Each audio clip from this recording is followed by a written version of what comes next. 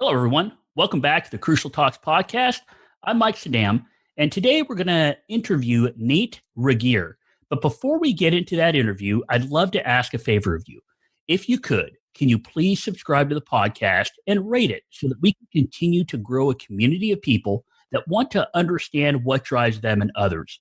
Also, I'd be so thankful if you could please visit my website at www.crucialtalks.com and connect with me via email, LinkedIn, Twitter, or Facebook. Now, you all know that this podcast is focused on positive, strength-based human performance. It's a place where we believe if we want to understand behavior, we need to understand what drives people. And today's guest is Nate Regier. And let me tell you what I love about what Nate is doing. So Nate has a doctorate in clinical psychology, has experience as a practicing psychologist, and has written a couple of books. The first one he co-authored was called Beyond Drama, Transcending Energy Vampires. And the other was recently released, and it's called Conflict Without Casualties. Now, although Nate has this great resume, what I really love about Nate is where he is coming from, what drives him to do what he does, because he comes from a place of wanting to help others. He comes from a place of understanding people and the importance of communication. He also comes from a place of reality. He knows that change can be difficult, that some of these communications we have in dealing with conflict can be difficult, but can also lead to great things. From this drive to help others, he's become an expert in social emotional intelligence, positive conflict, communication, team building, and change management. All of these things that take time but are worth it in the end. Welcome to the Crucial Talks podcast, Nate. Thank you so much, Mike. It's great to be here and be with your listeners. Yeah, it's really going to be a good conversation. So to start, can you tell us a little bit about you and why you're so passionate about what you do? Absolutely. Well, I did not, it was not part of my original plan to run a company, a leadership training and consulting company. I actually grew up the son of missionary parents in Africa and spent about the first 18 years of my life in and out of Africa, experiencing a lot of interesting things, a lot of violence, and a lot of amazing learning opportunities. And so, I originally was going to be a business person and then switched to psychology, and I'm so grateful that I did. But life is amazing the way it comes with twists and turns. Well, yeah. So what actually drove you to switch from this focus on business to psychology? Well, I'm kind of embarrassed to tell the story because I was scared. I was a business major and I was signing up for Economics 3 in my sophomore year of college. I went to buy the book and the textbook was about 3 inches thick and it had a floppy disk attached. And this was back in the 80s when big floppy disks, we knew how much they could hold. And I looked at all that and I was so intimidated. I thought I could never learn this. So I switched my major to psychology and realized, maybe I could use my people skills to help positively influence people instead of, pursue the business route. And I'm really glad I did. Well, and I think a lot of people are probably glad you did too, because it seems like what you have done in psychology has transitioned into how you can help businesses and the people in those businesses succeed. Thank you. Yeah, and now that I look back, it does make a lot of sense. I do really think that my psychology background and being steeped in the social sciences is really a unique contribution that I can make in the corporate world because I think understanding why people do what they do, the psychology of behavior and behavior change, and just the dynamics of interpersonal communication are so critical for us to have healthy relationships and healthy communities at work. Well, and that's what I love about what you do, because this idea of having healthy communication, healthy relationships is really the driving force, I think, in a lot of excellent organizations. Because I've told people before that the policies and the procedures and the regulations and all that, if you follow all that stuff, yeah, you could probably get about the middle of the road. You can get to average. But if you understand people and what people can do within an organization together when they're focused on the same things, when they have the same vision, it could really get us to excellence. And I think that's one of the reasons why I love what your company and what you stand for. Because Nate, one of the things we talk about here on the Crucial Talks podcast is trust, and how trust within an organization or team lets people use their energy to work on the goals and vision of that team or that organization. And I know that one of the things you talk about is that the biggest energy crisis facing our world is the misuse of conflict. So I was wondering if you could talk to us a little bit about conflict and how we can better deal with conflict. Thank you. Absolutely. And you're so right. Wherever you look, when you look at the literature, look at personal experience, the game changer, the difference maker, the difference between good and great is all about relationships. It's not about this quality of the strategy or how efficient you are or how lean you are. It finally comes down to, are we communicating with each other? Do we trust each other? Are we working together? And are we leveraging the diversity in the room? And that's what brings me to conflict, because if we just keep narrowing this down closer and closer and closer down to that second by second interpersonal communication between people, it comes down to conflict, because people are different and diversity is a natural part of the universe. Not just the kind of typical diversity we think of with gender and ethnicity and race and sexual orientation, all of that that's popular. But I'm talking about diversity in terms of personality and how we see the world and where we come from. And so that diversity necessarily is going to lead to conflict, because we're going to have differences in terms of how we see things and what we want. And so right there is a ton of energy. If we define conflict simply as the gap between what we want and what we're experiencing at any point in time, just that. It could be as simple as, I want to be at work at 8 o'clock and I'm experiencing 6 people in front of me in Starbucks, and one barista calls in sick and the other machine is broken. So it's not good or bad, but we got a gap, and that gap generates energy. There's a ton of energy in the gap. And so we are really interested and fascinated and passionate about, how do people spend that energy in the gap in a way that creates something amazing, instead of degenerating into drama. And I love what you kind of led into, that it comes down to conflict and people are different. And diversity you're talking about isn't based on what we just see when we look at somebody, the color of their skin, the color of their hair, how they're dressed, where they might come from. But what I loved about what you said is there's this gap, and this gap sounds like, and correct me if I'm wrong here, but it sounds like the gap you're talking about that leads to this conflict, and the gap that's between what we want and what we are experiencing, is kind of socially constructed, because I could be right behind you in line at Starbucks looking at the same thing, but constructing a reality on how I'm dealing with that situation based on my own belief system. You're completely right, 100%. Because if we take apart these two poles of conflict, one is what I'm experiencing, the other is what I want. Well, both of those are highly dependent on our personality, our belief systems, how we've been raised, the kind of environments that we're in. So the social construction, we do a lot of work with people getting behind that and saying, okay, let's break it down and really understand, Nick, about you in this world that leads to you experiencing this situation in a particular way. Why does the person right behind me is completely fine with waiting 10 minutes and I'm freaking out? Because we're both experiencing the exact same thing in the external world. So I'm with you. And I think we need really good tools to figure that out and negotiate that.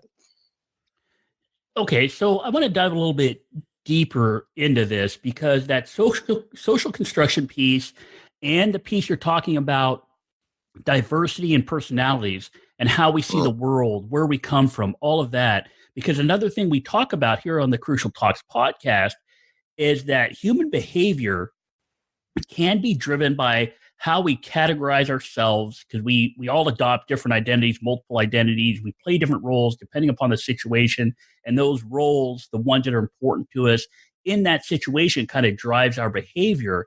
And in other words, we treat each other based on in groups and out groups and how those groups interact.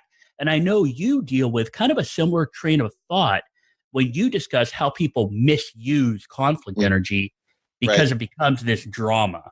Right. And they end up either struggling against themselves or struggling with each other, and they trying to justify. And I think the way you put it is they try to feel justified about their negative behavior. Now, your answer to this is something called compassionate accountability. And I just want us to dive a little bit into that so we can know what it is and how it actually is applied to us as people, us as social animals that crave belonging, but also want to protect our own identities, and how that can impact how we deal with conflict, and how your thought of compassionate accountability with empathy and that sort of thing might help us deal with that conflict in a positive way. Great question. And let's dive right into this idea of socially constructed identity and roles we play. When there's conflict and there's that energy, we can spend it in one of two ways. We can spend it in drama, or we can spend it in compassion. Drama moves us down the path of taking on roles and identities that position ourselves in adversarial ways to other people. So the drama triangle that we teach a lot has to do with three roles people play. And these are socially constructed roles that are also heavily influenced by our personality and upbringing. So do I take on the role in drama that, hey, everyone else is the problem, therefore I'm fine and you're not? Or do I take on the position that I'm the problem, everyone else is okay except for me, and I'm probably causing everything? Or do I take on what we call a rescuer role and say, hey, everybody, there might be problems all over, but I'm the solution. Everybody look at me to solve the problem. And those are really pervasive roles that we play that are not real, they're not accurate, but they drive behavior. All of those roles are all about being justified, all about trying to say, hey, I know who's okay and who's not and under what conditions. But compassionate accountability says, what if the purpose of conflict is to create? And what if we really look at the deeper meaning of the word compassion, which means to suffer with or to struggle with, calm passion. So drama is to struggle against, to feel justified. Compassion means to struggle with, to create something amazing. And what's similar in both is there's struggle. This is hard work. But what's different is the way we choose to see ourselves and position ourselves relative to other people. So in compassion, we adopt three core beliefs about ourselves and other people, which is we're worthwhile, we are capable, and we are accountable.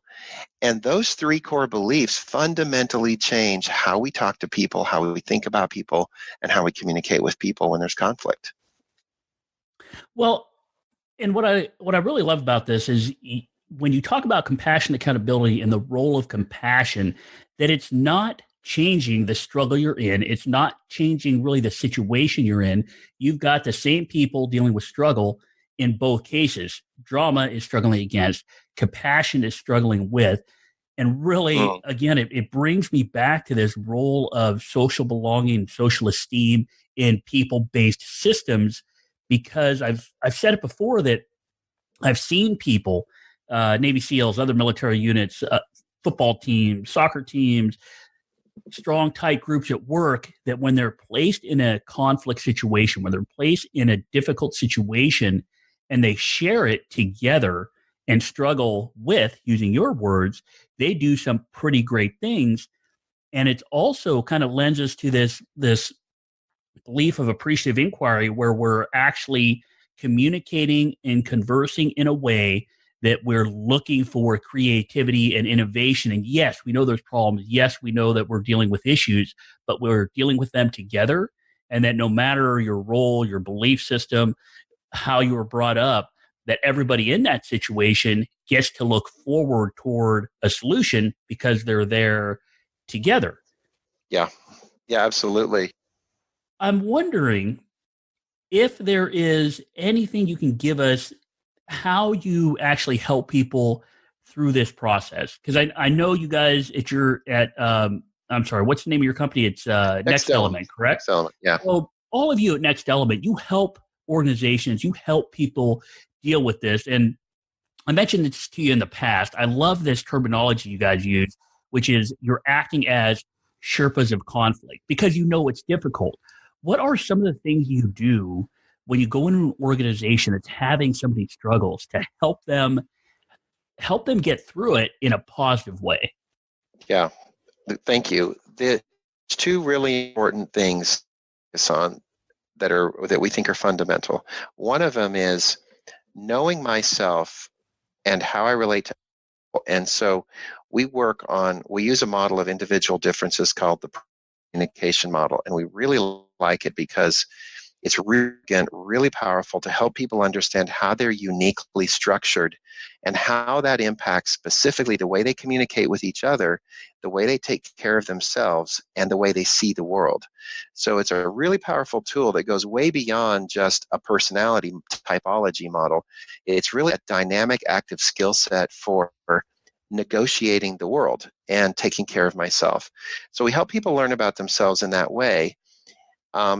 Then we say, okay, so let's assume that we recognize that we're different, we're structured different, we need different things. That's great.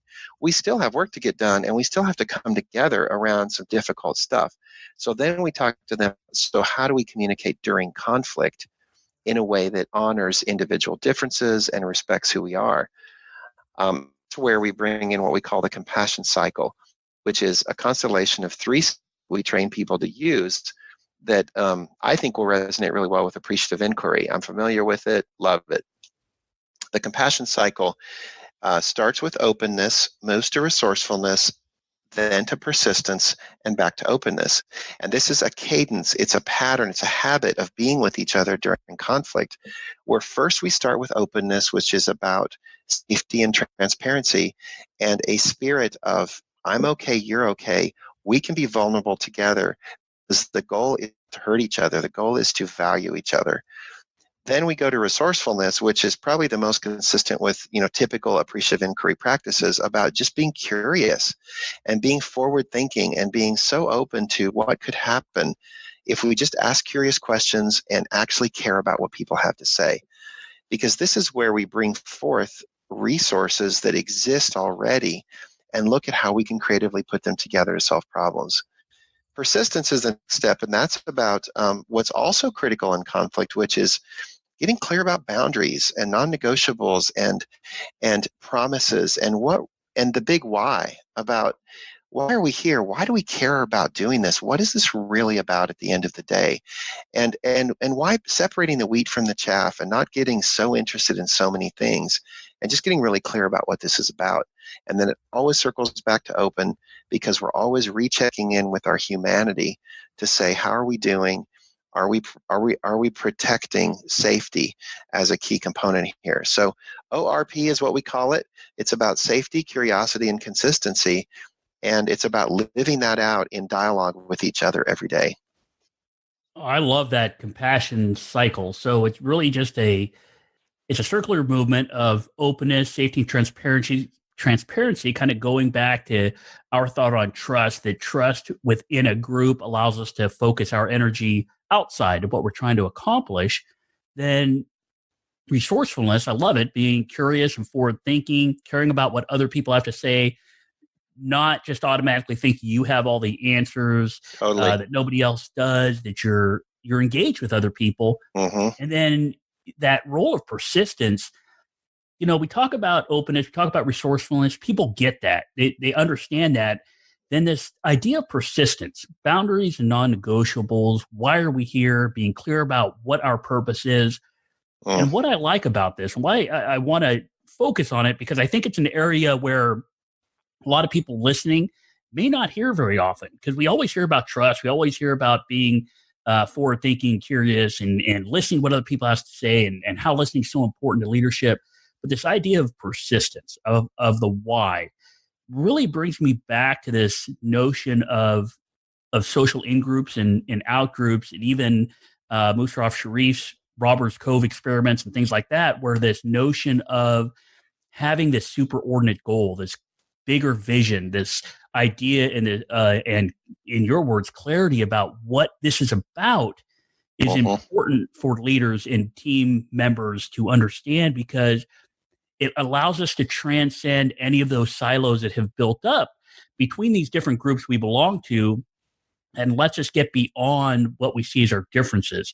So when you guys go into an organization or when you try to help somebody with this idea of persistence, how do you get people to communicate this level of clarity you need so that they can kind of move down the road, right? Everybody's going to take a different path up the mountain with you guys as Sherpas, right? They're going to step on different areas. They're going to use Uh-huh. maybe different boots to climb up the mountain, that sort of thing. So how do you give them clarity on how they're going to reach that summit, that peak of that mountain? Yeah. Well, we do. There's a lot of dialogue and a lot of going around and around the cycle, because what people are used to at persistence is what we call accountability without compassion.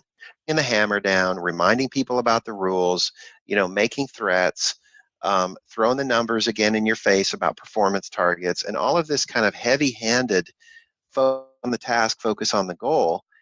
But there's a lot of different kinds of persistence. Intrapersonal is about taking stock of what is important to me. Once I know how I'm built and what I need, then I also know, oh, I need to take care of myself every day to be healthy. And that's on me. And that may be different from what other people need. So that's critical. I have to honor that and take care of it. Then there's interpersonal persistence, which is what are the norms and rules of engagement between us that preserve dignity, that keep the lines of communication open, that keep us knowing that we're working on the right stuff. And then there's, the bigger stuff, the superordinate goals you're talking about, like, what is our real prime directive here? And at the end of the day, why are we here? So we don't lose sight, get down into the stuff. And so we help people talk about each of those, and we have different exercises and ways of asking people about this where we're in a safe place, really start establishing and clarifying within a community, what is this about and what really matters? And how are we going to hold each other to that? Well, I love what you said there, because this idea of people being used to accountability without compassion, I think in a way a lot of organizations work, just because it's one of those things that kind of came out of the Industrial Revolution, all this stuff about thinking about people as just Yep. a piece of equipment they can change out if it's not working right. I call it the name, blame, and shame game, where Yep. you find a problem, you name it, you blame it, you shame it, whether it's a person or whether it's a policy, whatever it happens to be.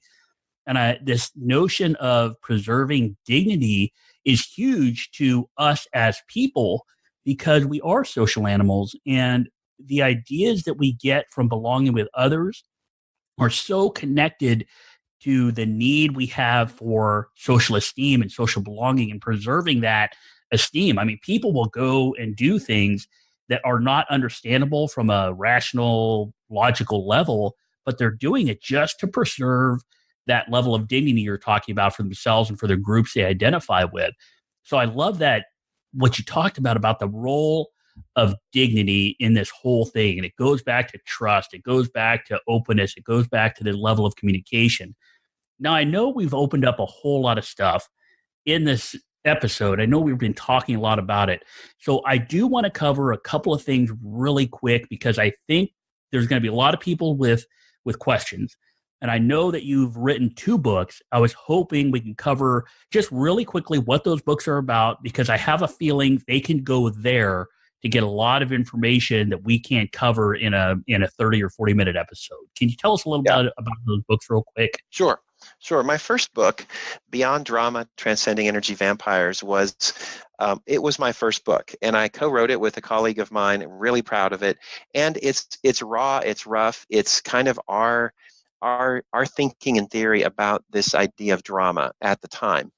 My most recent book is a lot more polished, a lot more actionable, and it really is a complete field guide for practicing and living and living out the principles of compassionate accountability. So with the second book, you get a free assessment you can take online called the Drama Resilience Assessment, and it gives you some really interesting information about how you deal with conflict in positive and negative ways, and where some of your strengths are, and where some learning opportunities are.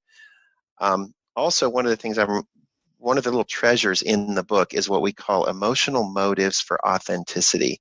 It's a whole section on speaking to what you mentioned, Mike, about why are we really doing what we're doing, and what are we trying to accomplish where on the surface to other people, might look like we're acting irrational or people don't get what we're thinking, but it makes perfect sense when you understand what's going on inside. And it helps people identify that, start to talk about it, and start to advocate for themselves healthy ways that builds community. So I'm really excited about the book. And then also our website, next-element.com, is a great place to learn more about the tools that we use and how we work with companies. And to remind everybody, the name of that second book is Conflict Without Casualties. Is that correct? That's correct. The subtitle is A Field Guide for Leading with Compassionate Accountability. Sorry, I might say real quick, it is the field guide, and it really is the Bible for all of our training, coaching, and certification programs that we do. So it's a great way for people to learn about what we're about, how we work. So for more information about that, I really love the idea of books just because people can look at it at their own time. If they're unsure of where they're at or if it can help, they can go there. So again, it's Beyond Drama and Conflict Without Casualties, those two books.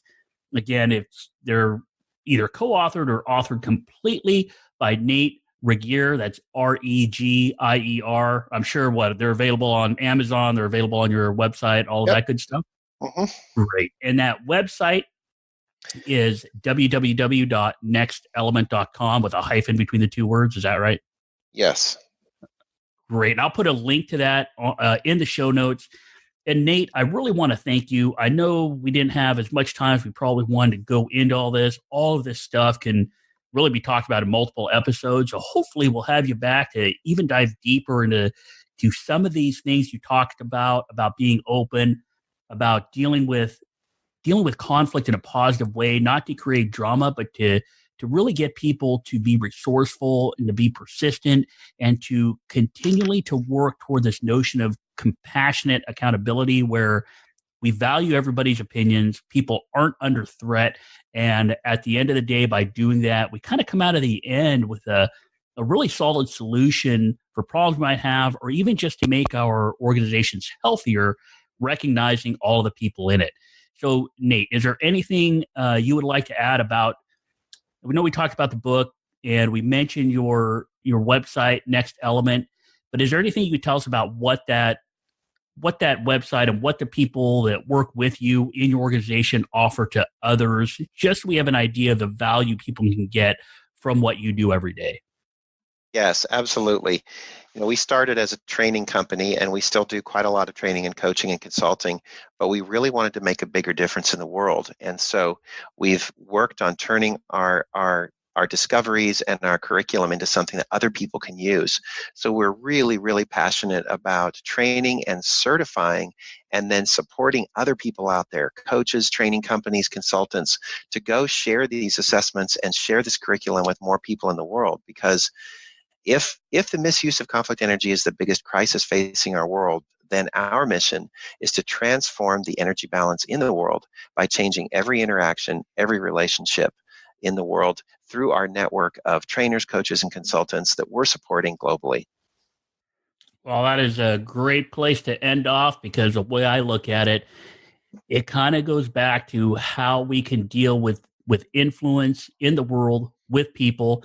I mean, I told you before we started this episode that, last week's podcast was on 3 degrees of influence. And I love what you just said, because your company isn't like, hey, hire us, we will get you on the right track.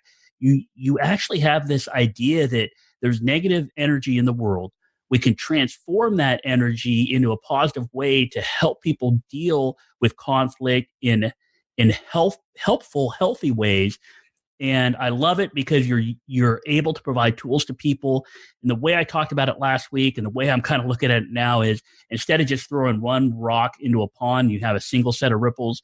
You guys are throwing a handful out there. And if all these ripples kind of interconnect, you're dealing with this issue in a way that's network based, that you can actually have a positive influence on other people. So I think it's great. Again, the website is www.nextelement.com. There's a little hyphen between Next and Element. They do training, coaching, consulting. The biggest thing is they're getting the message out there, trying to have a positive impact on everything. So thanks again, Nate. Really appreciate you being on, and I hope we get to talk to you again soon. Mike, it's been a pleasure, and I will put a bug in your ear. If we talk again, let's talk about trust. That sounds awesome, because I think that's key to what all these human-based systems need. And again, thanks for listening to the Crucial Talks podcast, everyone.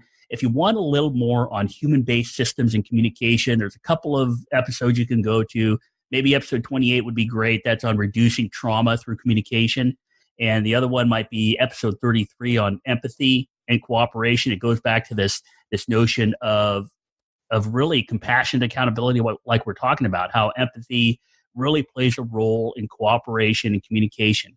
If you have a chance, I'd love for anyone listening to visit the Crucial Talks website at www.crucialtalks.com and connect with me via email or on LinkedIn, Facebook, or Twitter, because I really believe that the more we connect, the more we can have a positive change on the world around us. If you need anything from me or like me to speak at your organization, please feel free to reach out. I'm always here to talk to you. Also, if you could do me a quick favor, share the podcast, leave a review for it, and rate it. I would greatly appreciate it. This will help other people find great interviews like this one that we had with Nate. Have a great week. And remember, if we want to understand behavior, we need to understand what drives people.